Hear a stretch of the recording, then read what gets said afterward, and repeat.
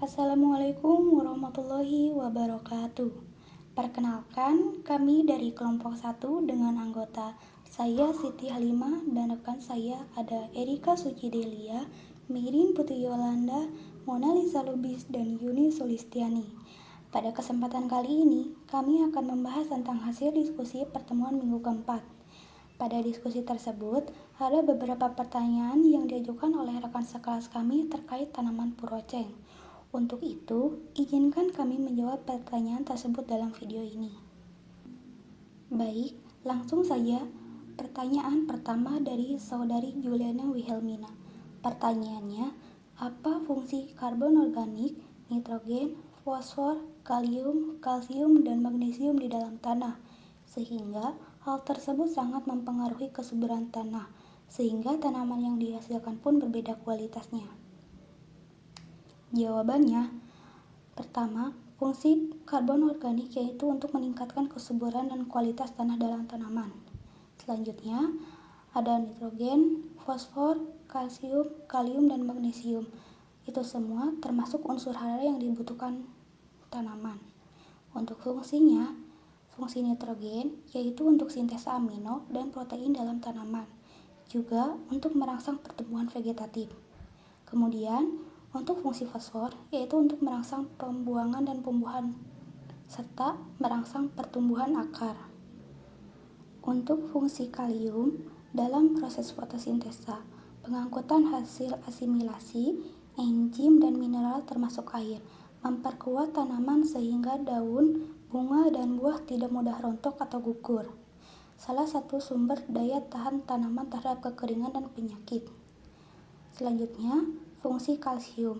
Kalsium itu berfungsi untuk merangsang pembentukan bulu-bulu akar serta mengeraskan batang tanaman. Dan yang terakhir, ada fungsi magnesium.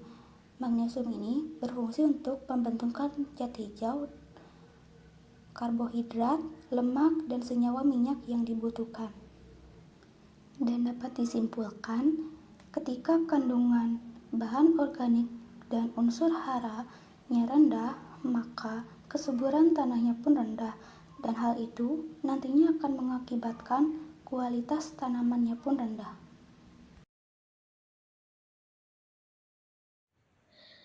Saya Merina Putri Yolanda ingin melanjutkan ke pertanyaan yang kedua.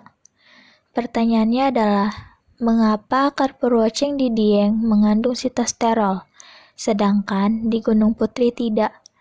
Dan apa fungsi dari sitosterol tersebut?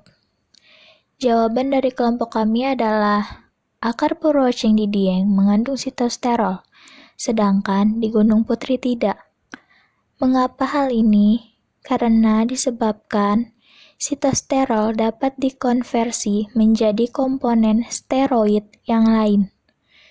Dilihat dari jumlah dan macam komponen metabolit sekunder, Simplicia purwoceng di Dieng lebih tinggi mutunya daripada Simplicia di purwoceng di Gunung Putri.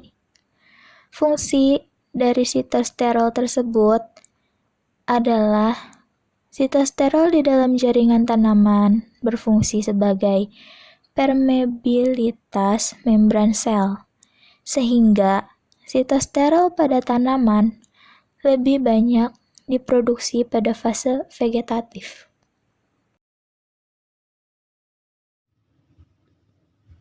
Saya Mona Lisa Lubis akan melanjutkan untuk memaparkan pertanyaan ketiga.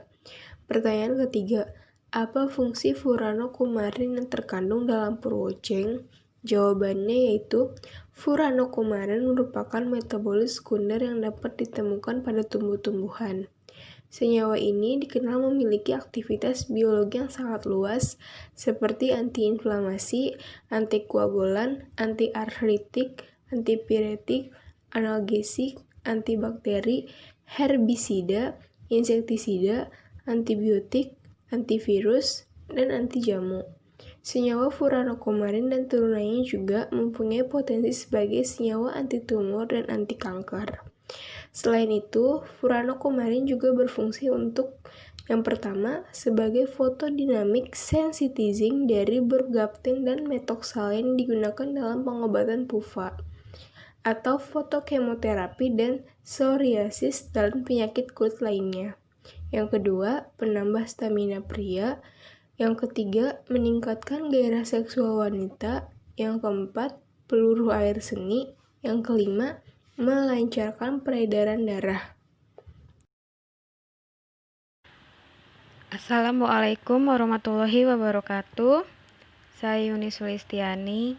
Di sini saya akan menjelaskan beberapa pertanyaan dari materi mutu dan produksi Simplicia Purwoceng yang sebelumnya sudah dijelaskan oleh teman saya.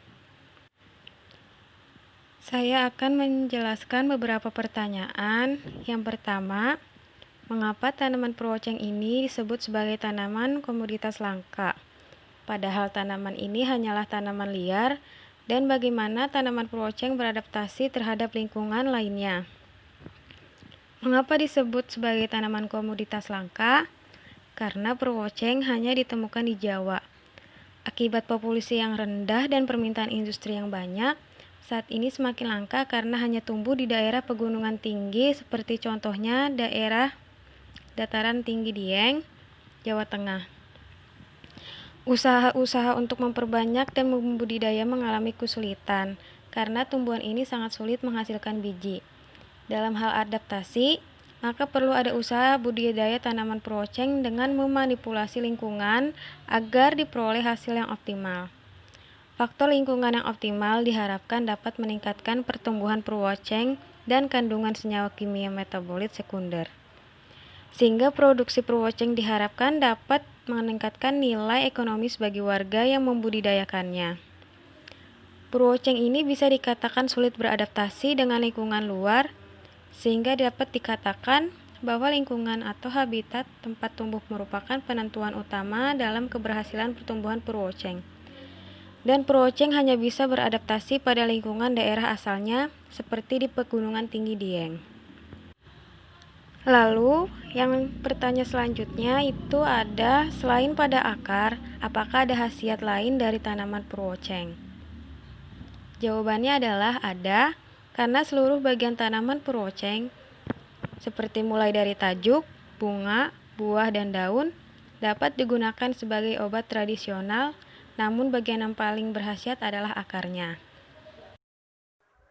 Perkenalkan, saya Erika Sucidelia. Saya akan melanjutkan menjawab pertanyaan yang telah ditanyakan kepada kelompok kami. Lanjut ke pertanyaan ke-6, penanya Salma Milda. Pertanyaannya, bagian apa yang dapat diolah untuk obat? Dan selain untuk obat, biasanya Purwoceng itu digunakan untuk apa saja?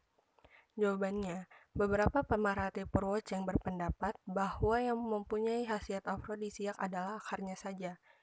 Namun, hasil penelitian Taufik Rohman dan Wibowo dan Raharjo et al., semua bagian tanaman termasuk tajuk, batang, daun, bunga, dan buah juga mengandung bahan berkhasiat afrodisiak. Dan selain sebagai obat, menurut hasil penelitian menunjukkan Purwoceng mempunyai efek spermatogenesis dan afrodisiak pada tikus putih jantan untuk meningkatkan hormon testosteron pada tikus jantan. Selain itu, karena Purwoceng mengandung stigmasterol dan sitosterol serta vitamin A, dengan demikian Purwoceng bisa dimanfaatkan sebagai bahan kosmetika untuk peremajaan sel-sel tubuh. Demikian presentasi dari kami, kurang lebihnya mohon maaf. Wassalamualaikum warahmatullahi wabarakatuh.